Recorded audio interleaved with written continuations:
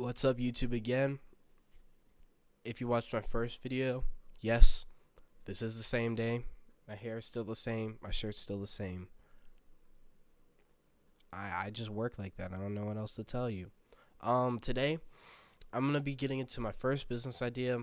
While I was coming to make this video just now, I realized that I don't hear a lot of people talking about like their business ideas like this.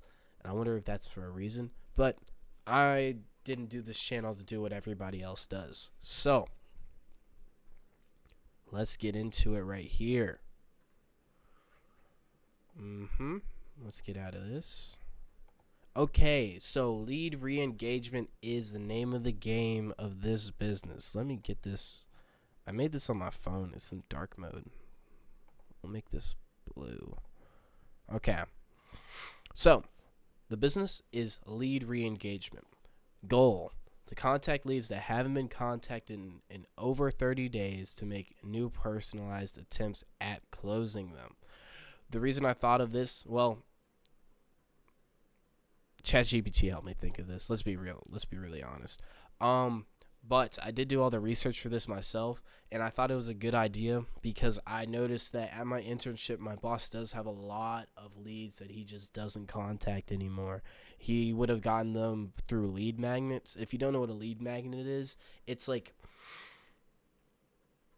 a piece of information or a document that you give to somebody in exchange for probably like their email or their phone number. And so he has their information in his database in exchange for him giving them some source that helps them with their business. Like a lead magnet example would be like 100 cold call openers or an Amazon seller dashboard template. Something like that. Just something that you can give away for free. In exchange, you get that person as the lead. So what we do is we contact leads who have requested lead magnets in the past but have not been active for my boss in over 30 days. By active, we mean no contact, no talking back, like no back and forth between the company and the client, or sorry, company and the lead. Nothing like that. Like they have been completely no communication with us for over 30 days. How we're going to re-engage them? We're going to use their past activity as a talking point. We're going to re-engage the leads in an enlightening conversation to get them on a 15-minute audit. This will be done through email, SMS, and cold calling. What I mean by an enlightening conversation is we're not trying to sell them something. We're trying to open up a conversation like how a friend would. It shouldn't be like trying to get them to bend to your will. It should just be reaching out to somebody you haven't talked to in a long time. That's the goal with this.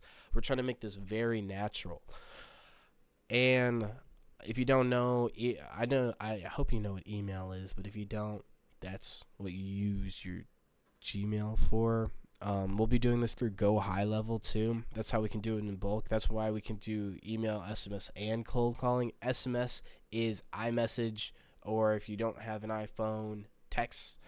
And then cold calling. I haven't made the script for that yet, but we're gonna call up the old leads, and we're gonna use a similar talking strategy as the copy down here once we get to it. Okay, so the tone, like I said earlier, should not be that of a salesperson, but more so a consultant ready to give advice, right? I may rework that, but in my studies for re-engaging leads, that's the most common point that they went over, is that you should be like a consultant. So that's why we're using their past activity as a talking point, because what we do is be like, hey, I'm getting ahead of myself. We have the copy later. Conversation types. The questions should be set up for yes, no, and good, bad answers. This way, the lead gets to put less effort into the conversation while giving us more control over where the conversation goes and keeping the lead engaged. So, yeah, so we need yes, no answers, just like any other sales conversation, because then that way because we're doing this over email, over call, over text. These people probably don't want to talk to us, right? So whenever they are talking to us, we have to make it to where the conversation is extremely low effort on their part, right? Like it's just hitting, 3 to 4 buttons max on their phone or in their computer. You know what I'm saying?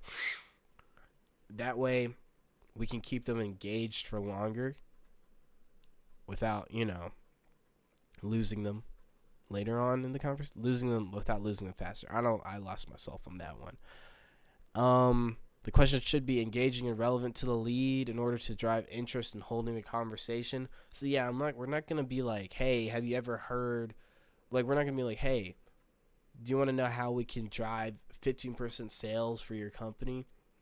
They don't want to hear that. They hear that all the time. Like, I know I'm just an intern, but as an intern, I've seen a lot of people ask that, and I've seen a lot of people not get sales. That's not the way to do it. These people are people, and they need to be talked to as people, not money devices or anything like that. So the copy, this is the email copy. I sent a few of these out. I'm gonna have a meeting with my boss about this tomorrow. Actually probably whenever this video is releasing. So today, I guess. So you may get a video later this week about how that went, where we're gonna go from there. But it's just, hey, first name, how's it going? It's been a while. This is an important part. Like, you can't just say whatever you want right here. And we have to I'm making sure to dote on the fact that it has been a while, right? We're trying to make this seem as it is sincere. But we have to, man, I need to read a dictionary. We have to show that fact more heavily, essentially. And then we have to say, like, hey, I just wanted to see how things were going. That's more so with the sincerity part. And then it would be, how did the lead magnet go? Now, this part is very modular. Like, if it was an email template, it would be like, how did those emails turn out for you? Did any of them convert? We would love to know. Or if it was a dashboard, we wouldn't say, did any of them convert? We'd be like, how did the dashboard go for you? How did it look? Would love to know. Something along those lines. And I was scrolling on LinkedIn, and I found this email right here. Oh, yeah. Let me go over this. These are notes for my meeting later, but it's like, in these messages, we will try our best to avoid sounding like we're making a cold outreach attempt. Look at me fixing my grammar. Instead, imagine that you're reaching out to an old business partner. No sales, just a friendly convo. Kind of what I told you earlier. And that's kind of, I don't know about you, but that's kind of the feel I get from this copy right here. And then here, let's see if we can see this. I'm going to have to get real close. If we put you in touch with companies needing your lead generation, do you think that would be worth a quick chat? Okay. So I put this on here because it encapsulates the conciseness of these emails, right? It encapsulates the yes or no questionness of what this email needs to be. And I'm sorry about that. And it's also still conversational. You know what I'm saying? It's not salesy. It's a pure question. It's, if we put you in touch with companies needing your lead generation, would that be worth a quick chat? And then he goes and says, like his what's it called, proof of concept, but we're not going for proof of concept because we already have that. They already got our lead magnet. But yeah, that is the business idea for right now. Thank you guys for watching, and I hope you guys have a great rest of your day. No advice today because I just did the advice in my last video, but more on the way. I'll be working on that for you. I'll see you guys later. Love you. See ya.